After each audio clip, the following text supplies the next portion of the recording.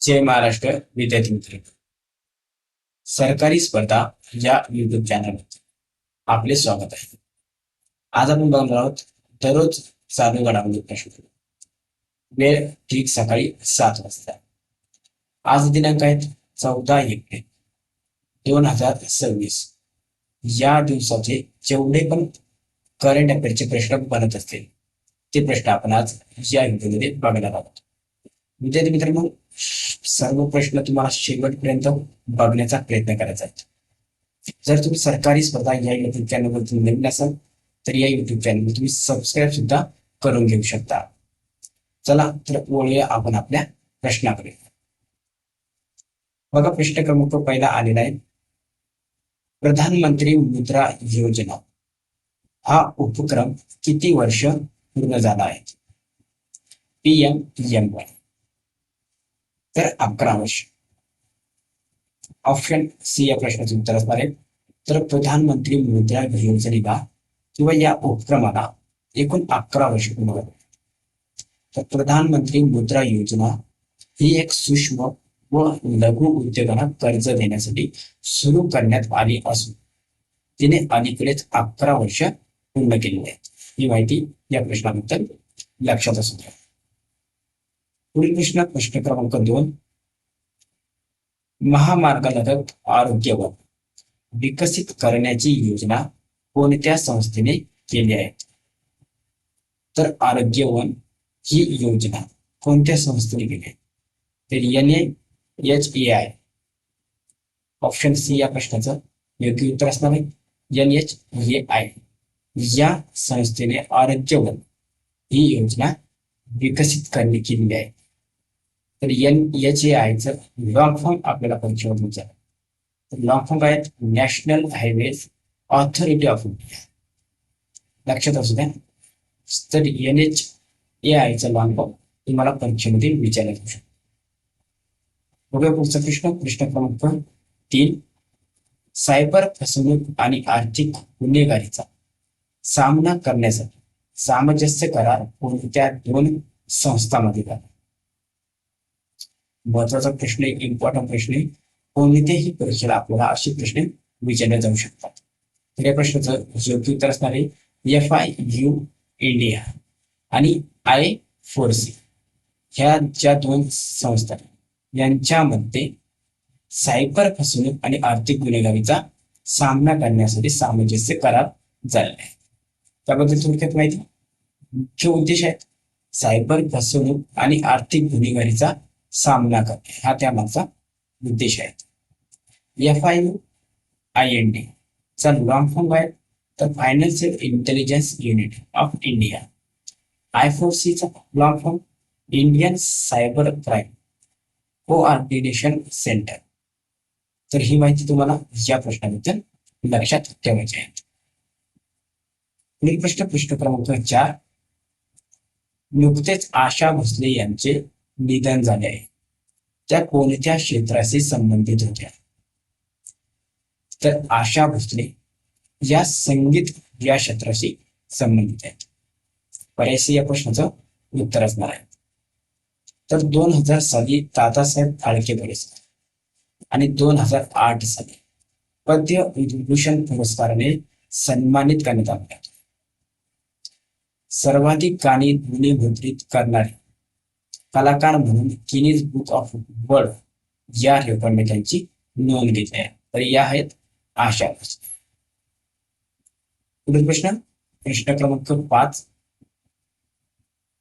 Bharat petroleum corporation limited BPCL चे नवीन अध्यक्ष आणि व्यवस्थापकीय संचालक कोणाची नियुक्ती करण्यात आली आहे? तर संजय खन्ना.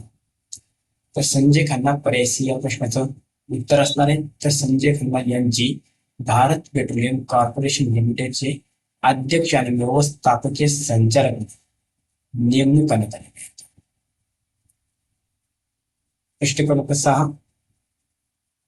इस्रोने आंध्र प्रदेशातील श्रीहरिकोटा येथे कोणत्या मोहिमेसाठी एकात्मिक हवाई थेंब चाचणी 02 यशस्वीरित्या पूर्ण केली आहे?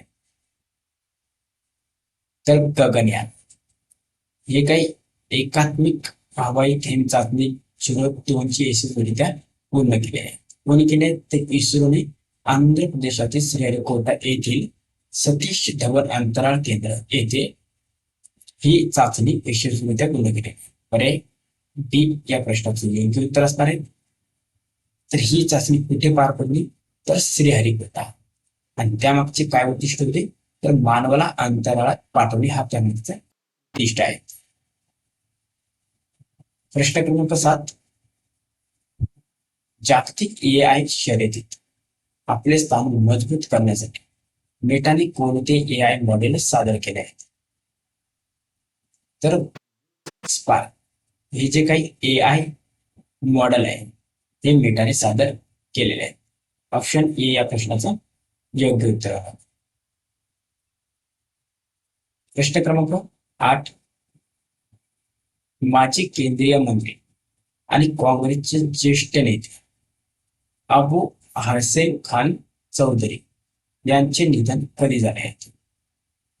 तर हे आहेत अबू हसेन खान चौधरी यांचे निधन 9 एप्रिल 2026 रोजी झालेले आहे.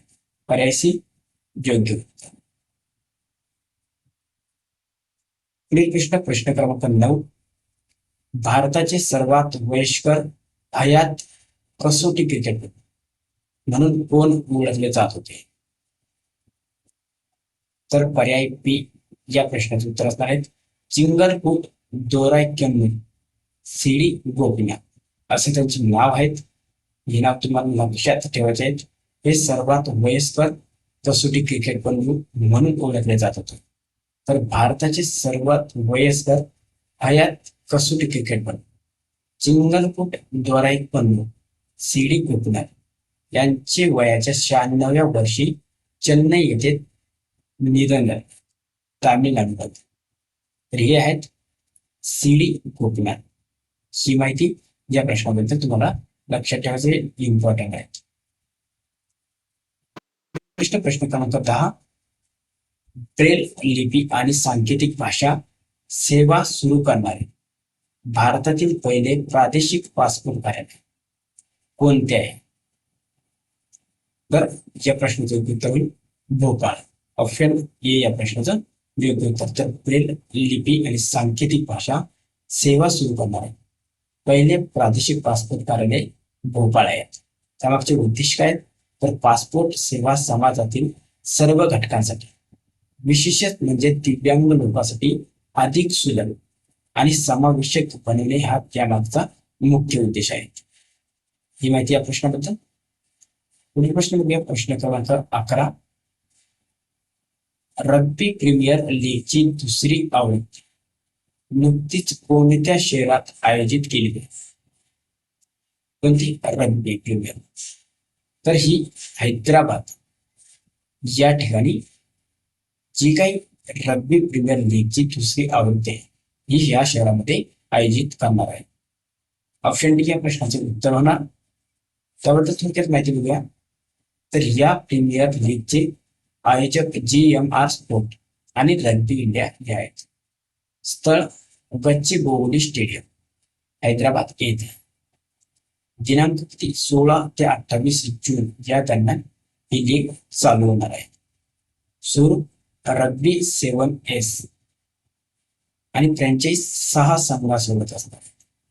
यामध्ये सहभागी अव्वल भारतीय आणि आंतरराष्ट्रीय खेळाडूंचा सहभाग असणार आहे. त्यामुळे ही माहिती सुद्धा महत्वाची आहे. पुढील प्रश्न क्रमांक 12.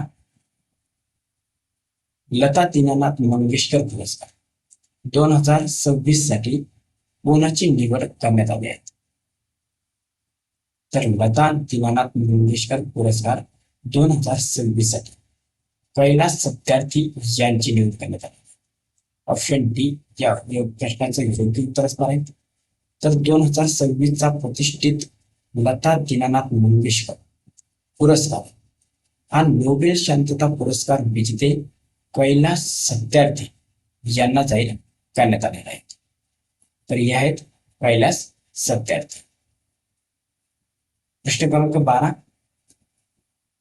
पायल नागने वर्ल्ड पॅरा आर्चरी सिरीज फायनलमध्ये सुवर्ण पदक जिंकलंय ती कोणत्या खेळाशी संबंधित आहे? कोण? तर पायल नाग. तर पायल नाग ही पॅरा आर्चरी या खेळाशी संबंधित. ऑप्शन बी या प्रश्नाचं उत्तर होईल. तर त्यांची ऐतिहासिक कामगिरी काय आहे? हात आणि पाय नसताना आंतरराष्ट्रीय सुवर्ण पदक जिंकणाऱ्या त्या जगातील पहिल्या तिरंदाज ठरलेल्या आहेत. तर हे आहेत पायल नाग. जी माहिती या प्रश्नाबद्दल इम्पॉर्टंट आहे. पुढील बघूया. तर एप्रिल महिन्यातील महत्वाचे दिवस. तर दिवसावरती आपल्याला प्रश्न विचारले जातात आणि खूप महत्वाचे असतात. आजपर्यंत जे काही दिवस झाले आहेत ते आपण एकदा रिव्हिजन करणार आहोत. तर 1 एप्रिल दिवस हा मूर्ख दिवस आणि आरबीआय स्थापना दिवस म्हणून साजरे करतात. 2 एप्रिल जागतिक ऑटिझम जागरूकता दिवस. 4 एप्रिल आंतरराष्ट्रीय खाणकाम जागरूकता दिवस. 5 एप्रिल राष्ट्रीय सागरी दिवस. 7 एप्रिल जागतिक आरोग्य दिवस आणि 10 एप्रिल जागतिक होमिओपॅथी दिवस. 11 एप्रिल राष्ट्रीय सुरक्षित मातृत्व दिवस. 13 एप्रिल जालियनवाला बाग हत्याकांड स्मृती दिन म्हणून साजरा करण्यात येतो. आणि आज आहेत 14 एप्रिल डॉक्टर बाबासाहेब आंबेडकर यांची जयंती साजरी करण्यात येते. तर हे दिवस तुम्हाला लक्षात ठेवायचे आहे किंवा पाठ करून ठेवायचे आहे, महत्वाचे आहेत. तर हे होते आज आपले एकूण 13 प्रश्न. तर आज आपण एकूण 13 प्रश्न बघितले. तर आजचा प्रश्न आहे तुमच्यासाठी आणि या प्रश्नाची उत्तर तुम्हाला कमेंट करून सांगायचे आहे. चला बघा प्रश्न काय आहे. तर महिला कर्मचाऱ्यांसाठी शाईन ॲप ही नवीन डिजिटल सुरक्षा कवच कोणी सुरू केले? पर्याय क्रमांक ए महिला व बाल विकास मंत्रालय. पर्याय बी इंडियन रेल्वेज. पर्याय सी गृह मंत्रालय आणि पर्याय डी नीती आयोग. या 4 पर्यायापैकी कोणते उत्तर योग्य आहे हे तुम्हाला कमेंट करून सांगायचे आहे. प्रश्नाचे उत्तर चुकले किंवा बरोबर आहे तर तुम्हाला या प्रश्नाचे उत्तर कमेंट करून सांगायचे आहे. तर विद्यार्थी मित्रांनो धन्यवाद. चला तर आपण भेटूया आपल्या पुढच्या व्हिडिओमध्ये. ते दररोज प्रमाणे आपला व्हिडिओ बघत चला, दररोज प्रमाणे अभ्यास करत चला.